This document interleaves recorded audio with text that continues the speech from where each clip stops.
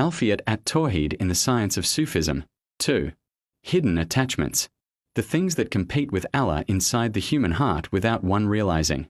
By Hassan Hefni, researcher and writer in Islamic Sufism. In the first article of Alfiyat at Tawheed in the Science of Sufism, the discussion centered on Tawheed as more than a doctrine or repeated words. It is a reality that reshapes the heart, mind, and behavior of the human being. And here begins one of the most dangerous stages of the journey.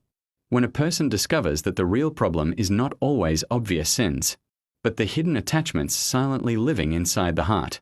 Allah says, and they have not appraised Allah with true appraisal. Surah Az-Zumar 67.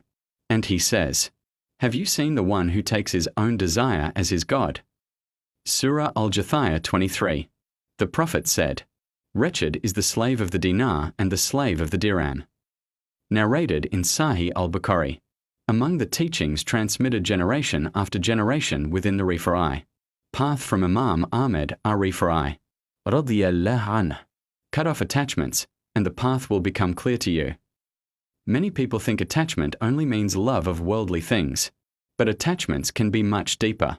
Attachment to image, recognition, people's approval, fear of losing status, or even attachment to the image of being religious itself.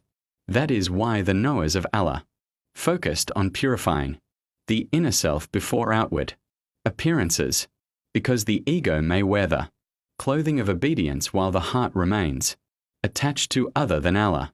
Imam al-Harith al-Muhasib rahimahullah said, no servant is truthful in Tawheed until creation leaves his heart. Sometimes a person worships outwardly for Allah while inwardly waiting for admiration from people. And this is one of the most dangerous moments of the spiritual path because the ego deceives its owner, while he imagines himself sincere. Today, hidden attachments have become even more dangerous because of social media. People measure their worth through likes and attention, exhaust themselves protecting false images, and slowly lose inner balance without realizing it. This is one of the concerns of the Binyat al-Insan project, that the modern crisis is not always lack of knowledge, but hearts crowded with things competing against the reality of Tawheed.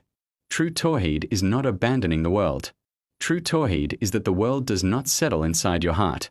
You may hold things in your hands, but never let them possess your soul.